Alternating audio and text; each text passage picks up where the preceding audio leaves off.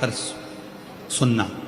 उसमें वर्णन किया था दीप, एक दिया जो आप भगवान को लगा रहे हो, उस दिए को अगर सुबेरे भी आपने उसमें दिया लगाया, शाम को भी दिया लगाया, रात को उसको धोकर या मांझ कर रख दिया, या सुबेरे उसको धोकर मांझ कर फिर वापिस दिया लगाया, वही एक दीप तुम्हारे घर में रोज रोज रोज रोज प्रतिदिन अगर वो दीपक तुम्हारे भगवान के सामने जल रहा है। अब तुमने चाहे हनुमान चालीसा का पाठ करा हो, चाहे तुमने राम रक्षा स्तोत्र का पाठ करा हो, चाहे तुमने गिरिराज चालीसा करी हो, चाहे तुमने सर्वोत्तम जी का पाठ करा हो, चाहे तुमने शिव चालीसा करी हो, चाहे तुमने श्री शिवाय नमस्तुभ्यम बोला हो, चाहे गीता जी का पाठ करा हो, वो दिया जो तुमने भगवान के सामने रखा, उसमें बाती लगी है, जल रहा है, उसके सामने बैठकर आप सारी पाठ उसकी साक्षी में करते हो, तो वो दीपक भी सिद्ध हो जाता है। इसलिए हमने पहले भी कथा में कहा, जब घर का कोई व्यक्ति, उसका निमोनिया, उसका बुखार,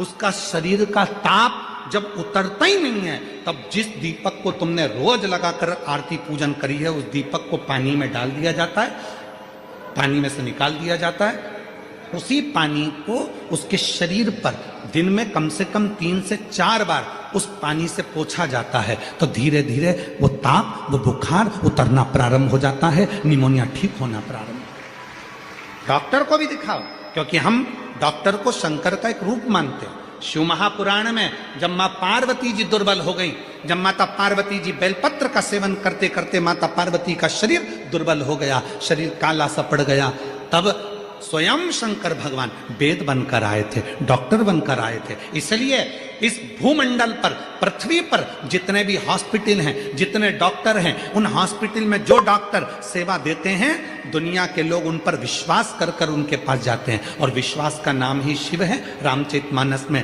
तुलसी बाबा ने कहा शंकर विश्वास रूपिणो। इसलिए दुनिया में जितने भी डॉक्टर की कुर्सी पर बैठे हैं, जो इलाज कर रहे हैं, जो वेद हैं, जो डॉक्टर बनकर विराजमान हैं, शिव पुराण उनको डॉक्टर नहीं, उनको शिव कहती है। इसलिए डॉक्टर के पास जाते से हमारा आधा दुख तो वैसे ही समाप्त हो जाता है। डॉक्टर के जांच कराओ, डॉक्टर के ये रिपोर्ट लाओ, वैसी रिपोर्ट लाओ, पर इलाज डॉक्टर के अनुकूल। और साथ में जो दीपक तुमने लगाया है, रोज रोज उसी दीपक को जला रहे हो, तो दीपक सिद्ध हो गया। दीप, बोलो क्या क्या चीज है? दीप, आसन और पात्र, जल का पात्र, ये 3 सिद्ध होते चले जाते हैं, इनकी सिद्धता बढ़ जाती है। चलो, अब ये बात तो तुमने आज सुनी, पुरानी कथा निकालो। टीवी पर रामायण किस किसने देखी है? टीवी पर महाभारत किस किसने देखी है? टीवी पर सीरियल किस किसने देखे हैं? भगवान के देखे होंगे। महाराज जी को क्रोध आता है, वो अपने कमंडल का जल निकाल कर तुरंत श्राप दे देते हैं। बोलो देखा कि नहीं देखा? जम के तो बोलो, देखा ना? श्राप किस चीज से लगा?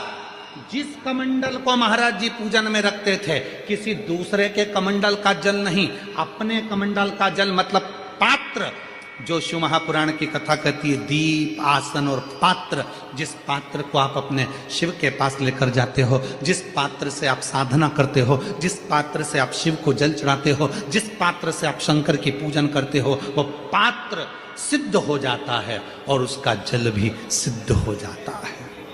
पात्र की सिद्धता हो।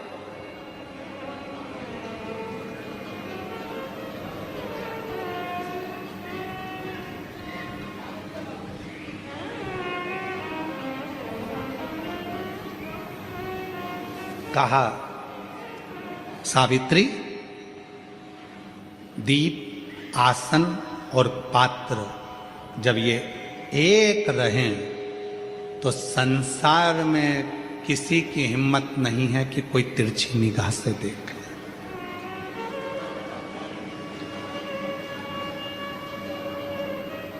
एक लाइन हम सब बोलते आए हैं पहले से अभी तक। आप लोगों को उस लाइन का मतलब मालूम कि नहीं मालूम कि लाइन कब बनी, इस लाइन का निर्माण कब हुआ? अकाल मृत्यु वो मरे जो काम करे चंडाल का, और काल उसका क्या बिगाड़े जो भक्त हो। कोई तुमसे पूछे कि इस लाइन का निर्माण कब हुआ, बोलने वाले ने इस लाइन को कब बनाया था, तो कह देना महाभारत के वन पर्व में जो सावित्री की कथा आती है, और सावित्री ने जो यमराज से अपने पति के प्राण वापिस लेकर आई थी, वो शिव की कृपा से लाई थी। इसलिए अकाल मृत्यु वो मरे जो काम करे चंडाल का, और काल उसका क्या बिगाड़े जो भक्त हो मां